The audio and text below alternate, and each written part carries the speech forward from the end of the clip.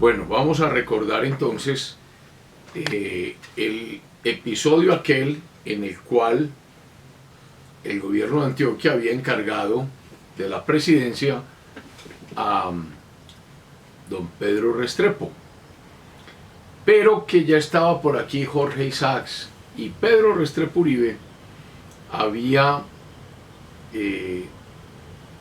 dicho que Antioquia debería ser gobernada por los antioqueños.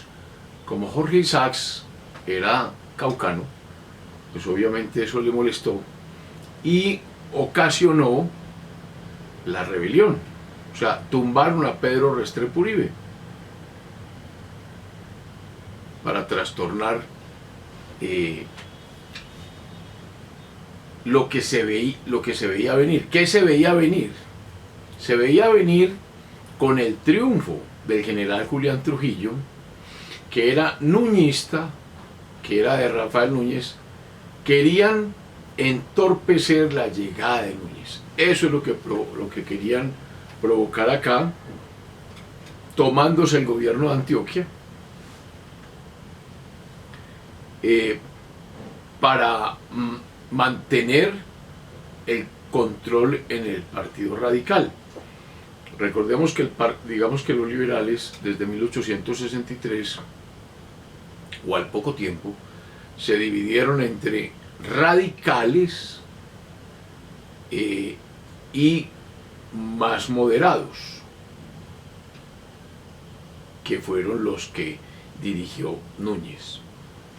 Trujillo definitivamente era nuñista, y los conservadores habían visto, digamos que con muy buenos ojos, la llegada de general Julián Trujillo al poder, después de haber vencido en Los Chancos y haber vencido en Manizales. Se convierte Trujillo en el vencedor,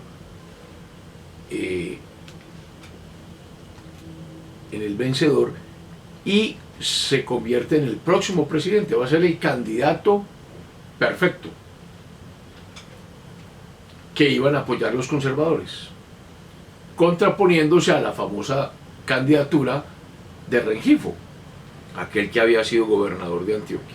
Es elegido Trujillo, va al Congreso de la República, se va a posesionar en 1878, el 1 de abril. ¿Y quién tiene el control político del Congreso? Núñez. O sea, Núñez es el presidente del Congreso. Miremos la importancia del presidente del Congreso en el momento de la posesión. Entonces es Núñez.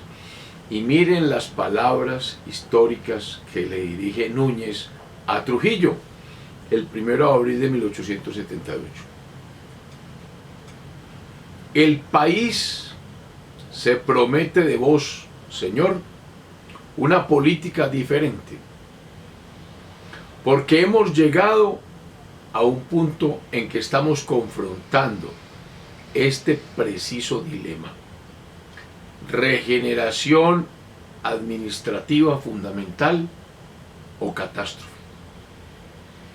El brillo de vuestra gloriosa espada de general ciudadano os ha mostrado a los pueblos de Colombia como un hombre superior, llamado a realizar las más urgentes de sus aspiraciones, y en el entusiasmo que en el alma de esos pueblos despierta vuestra presencia, creedlo, hay tanto de admiración y gratitud como de esperanzas. Vuelvo a repetir: regeneración administrativa fundamental o catástrofe. Es decir, a partir de este momento, a partir del gobierno de Julián Trujillo, podríamos decir que comienza el proyecto político que se llamó de la regeneración, cuya alma es Rafael Núñez, y que se aparta del radicalismo liberal que viene gobernando el país desde la Constitución de Río Negro en 1863. Ahora, también hay que reconocer, y lo dicen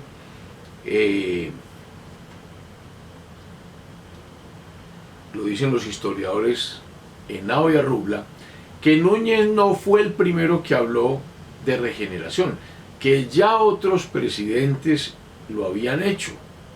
O sea, el tema regeneración, volver a generar una nación, venía de otras personas, y menciona al presidente Santos Gutiérrez,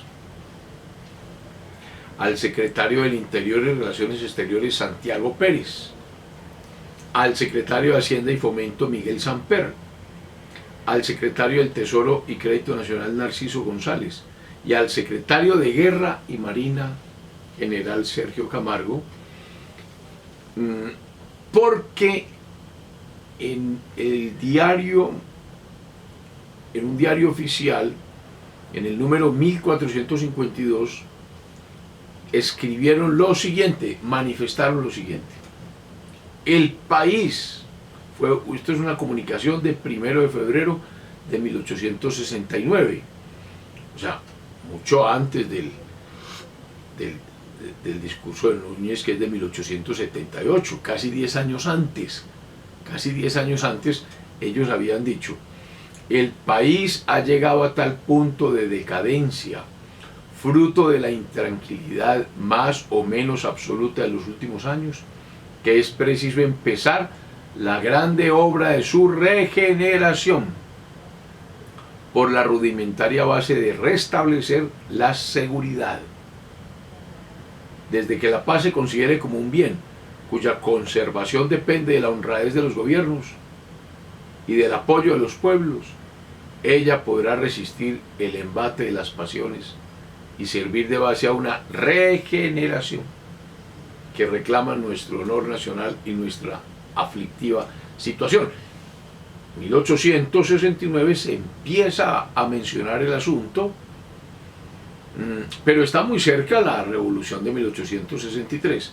Realmente la madurez del concepto de regeneración se da entonces en 1878, y el protagonista es don Rafael Núñez, a pesar de que Santos Gutiérrez ya había hecho una alusión pasajera.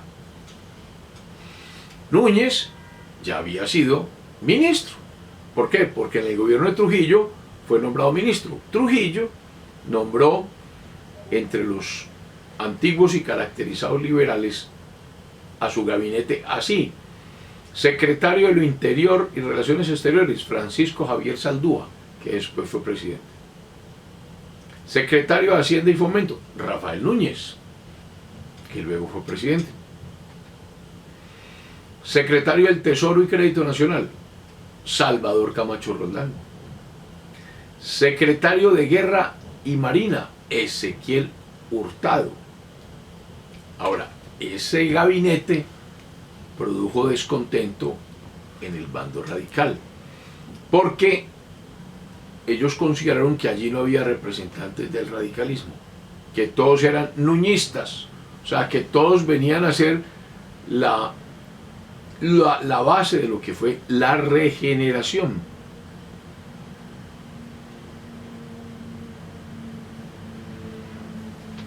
Trujillo, ya de presidente, dirige una carta al Congreso.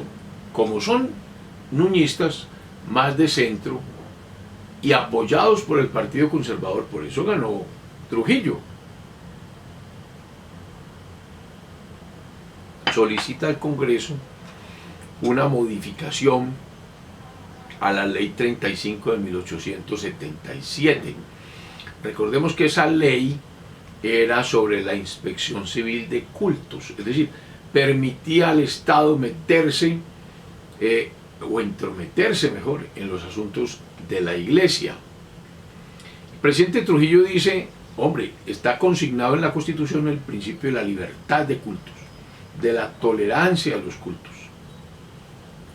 Deben admitirse entonces todas las religiones, con el dogma que tuviesen, con la moral que tuviesen, con sus ritos y con sus disciplinas. Por lo tanto, el Congreso o el Estado no puede meterse en eso, no puede inspeccionar los cultos.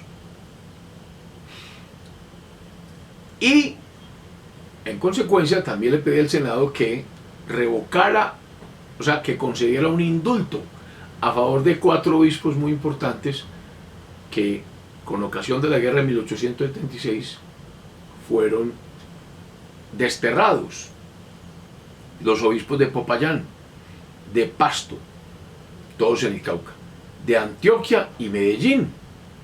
Es decir, los señores Carlos Bermúdez, Manuel Canuto Restrepo, Joaquín Guillermo González y José Ignacio Montoya, que era el arzobispo de Medellín, muy importante, quienes habían sido privados de sus ejercicios y habían sido desterrados.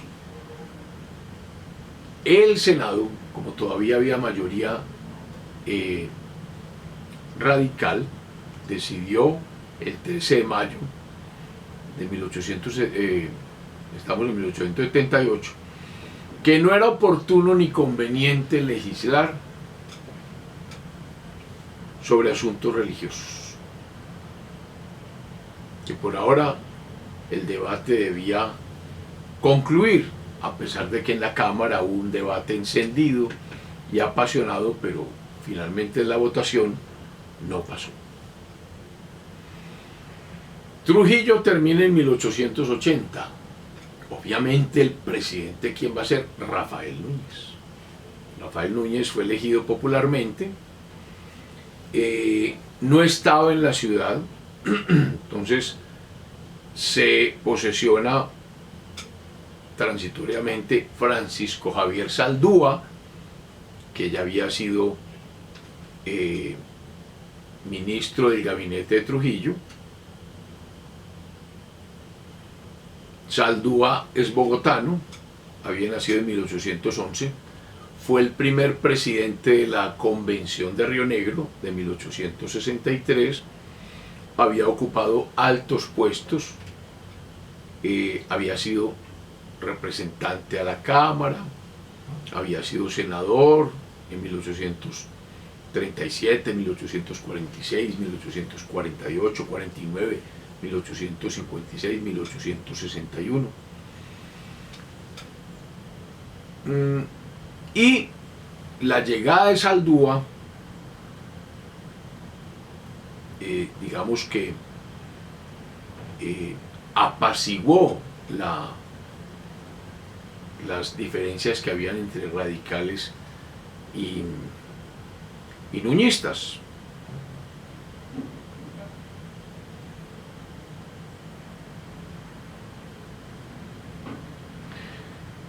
¿Qué más ocurre? ¿Qué más ocurre? 1880, Núñez ejerce la presidencia sin mayor problema y en Antioquia vuelve la religión, digamos que a refrescarse. En 1880 vienen las monjas de la Presentación, se funda el Colegio de la Presentación, quienes llegan apoyadas, estimuladas por miembros de la familia Ospina. Aparece doña Natalia Barrientos y Zulaybar y les presta gran apoyo. ¿Quién más? El obispo que había sido desterrado y que vuelve, el ilustrísimo señor Montoya, obispo de Medellín, que ya nos detendremos un poco en él porque hubo cosas más importantes que la llegada, más importantes no tan importantes como la llegada de las monjas de la Presentación.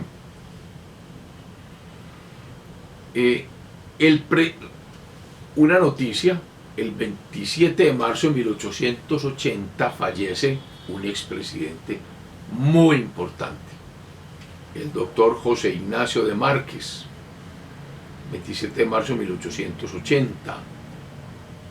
Fue el primer presidente después de la época de Bolívar y Santander.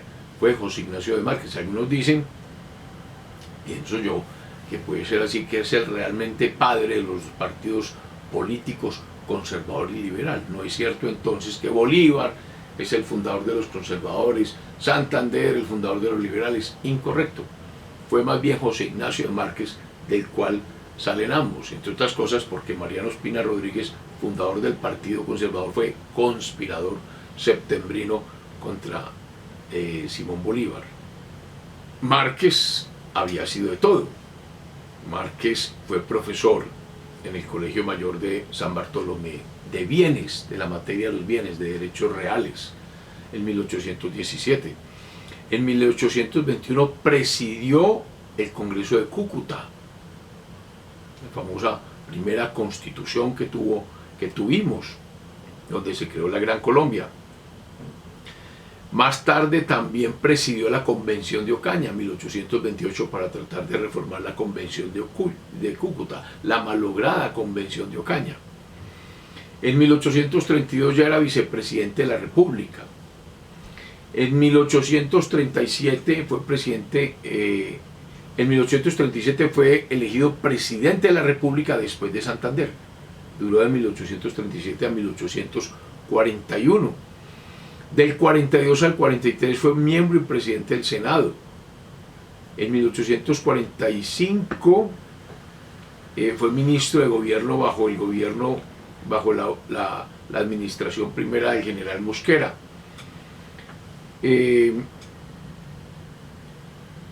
Le tocó posesionar al general José Hilario López como presidente. En 1854 fue presidente de la Corte Suprema de Justicia. Entonces, pues causa mucha conmoción la muerte de este ilustre personaje, el doctor José Ignacio de Márquez, el 27 de marzo de 1880. La primera administración, pues, de Núñez es una puerta de entrada de lo que se viene. A los 2 años entrega el poder. ¿Quién es elegido presidente en 1882? Recordemos que el periodo presidencial es de 2 años. Francisco Javier Zaldúa, que es como el segundo de a bordo. Toma posesión del cargo del presidente el 21 de abril. Pero ¿qué pasó con Zaldúa? Que falleció a los 7-8 meses. Falleció en diciembre de 1882. Entonces asume la presidencia el primer designado, el doctor José Eusebio Otálora, por la muerte de Zaldúa. Porque Núñez, que era el primer designado, no quiso asumir la presidencia. Núñez pensaba hacer él quería ahora sí hacer el gobierno que él se soñaba. Entonces no quería gobiernos cortos. Él ya tenía planeado volver a la presidencia en 1884, que es una época crucial. Entonces permite que Otálora continúe siendo el presidente en reemplazo de Zaldúa. Como Otálora tiene buenas migas con los radicales le proponen a él que se presente a la presidencia en 1884 para ponerlo de contrapeso a Núñez. Otálora quería aceptar, pero había un artículo en la Constitución del 63 que decía: el ciudadano que hubiera ejercido la presidencia no podrá ser reelegido para el próximo periodo. Así decía. Bastaba leer ese texto para saber que eso no podía ser. Entonces Otálora, aunque vaciló al principio, finalmente desistió y curiosamente, mire lo que pasó. Fallece en octubre de 1884 en Tocaima. Entonces Núñez tiene la vía para él solo, y el Congreso de 1884, como eran estados los que elegían al presidente, hizo su sesión el 5 de febrero de 1884, y el escrutinio de los votos del Congreso permiten que Núñez otra vez sea presidente de la República por segunda vez. Es definitivamente ahora sí el gobierno de la regeneración, 6 estados votaron por Núñez, 3 estados votaron por el general Solón Wilches. Entonces es declarado presidente de la Unión para el periodo 84-1886. El periodo era de 2 años según la Constitución de 1863. El Congreso elige 3 designados para ir reemplazando al presidente en caso de faltas que hemos visto que eran muy importantes porque habían ausencias de presidentes. El primer designado, el general Ezequiel Hurtado, tomó posesión del mando mientras venía Núñez, porque estaba fuera de Bogotá, el 1 de abril de 1884. Dijimos que íbamos a mencionar algo del obispo Montoya, el obispo de Medellín, que había sido desterrado. Este obispo, en su destierro, viajó a Roma, allá tuvo una entrevista muy importante, fue recibido por el Papa León XIII. ¿Por qué es importante León XIII? Porque León XIII escribió una de las encíclicas más interesantes de la época, moderna para la época, porque León XIII es el que habla de la doctrina social de la Iglesia. Doctrina social de la Iglesia. Estábamos en 1880. Doctrina social de la Iglesia. O sea, hay un digamos que, yo no diría renacimiento, pero sí un rejuvenecimiento de las ideas de la Iglesia desde el punto de vista social. Esa encíclica la llamaron la Rerum Novarum de León XIII, como consecuencia de todos los movimientos sociales que se dieron sobre todo en Francia, la Revolución de 1848, para poner un ejemplo, más los cambios que se dieron de república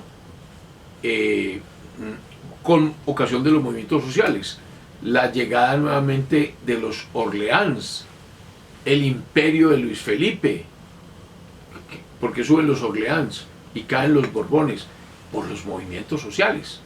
Esta es también la época en que Víctor Hugo escribe Los Miserables. Este Montoya, obispo Montoya, regresa de Roma, Caracas le ofrece asilo, allí estuvo en Caracas, fue muy bien recibido, y cuando vio que Núñez ya estaba de regreso, que veía buen ambiente para la iglesia, regresa a Medellín, cree en Núñez, y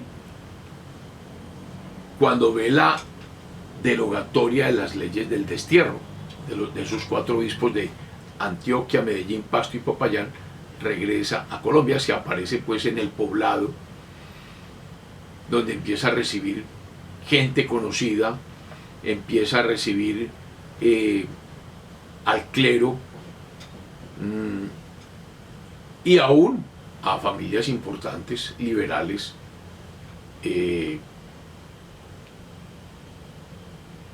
y retoma su función como obispo de Medellín. Hay un hecho bien interesante. Celebración del Corpus Christi. Esa celebración es muy importante en Antioquia. El jueves de Corpus.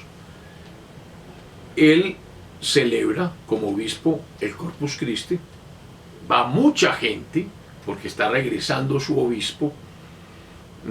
Y Núñez le dice al general Gabriel Sarmiento, que es el comandante de la Guardia colombiana aquí en Medellín, le dice: hombre, hágale honores al Santísimo.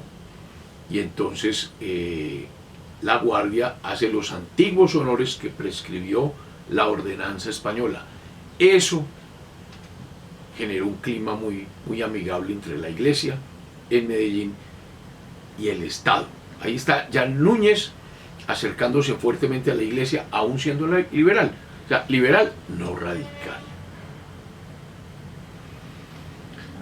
Porque estamos en un momento, y Montoya lo dice varias veces, en que hay una lucha por la educación.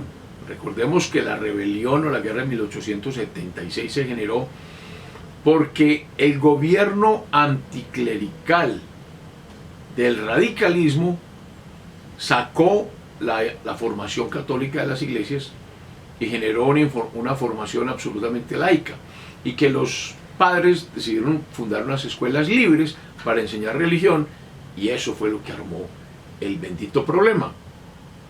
El obispo Montoya recuerda y vuelve a decir en esta época que aquí lo que hay es un enfrentamiento entre la formación católica, que sintetiza la enseñanza evangélica más auténtica, y una racionalista y radical. Y miren lo que dice el centro de esa formación racionalista y radical que tenía el Estado hasta el momento era masónico. Vuelve a hablar de las sociedades masónicas que tienen el impulso en los famosos grandes orientes, y que eso es lo que había que enfrentar.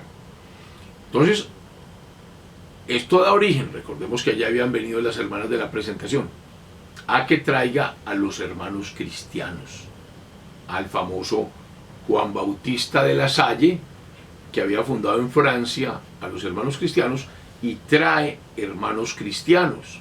Todo esto del señor Montoya. Y más adelante también hace otra traída de personajes religiosos importantes, los jesuitas, para los cuales acude a don Mariano Ospina, que tenía una gran relación con ellos, y vienen los jesuitas también. Entonces miren las órdenes que hay ya acá, en esta época, cómo se está restableciendo las relaciones entre la iglesia. Tenemos hermanas de la presentación en Medellín, tenemos hermanos cristianos con los lasallistas, y tenemos jesuitas, que son los que después fundarán el colegio de San Ignacio. Dejamos acá. Feliz semana.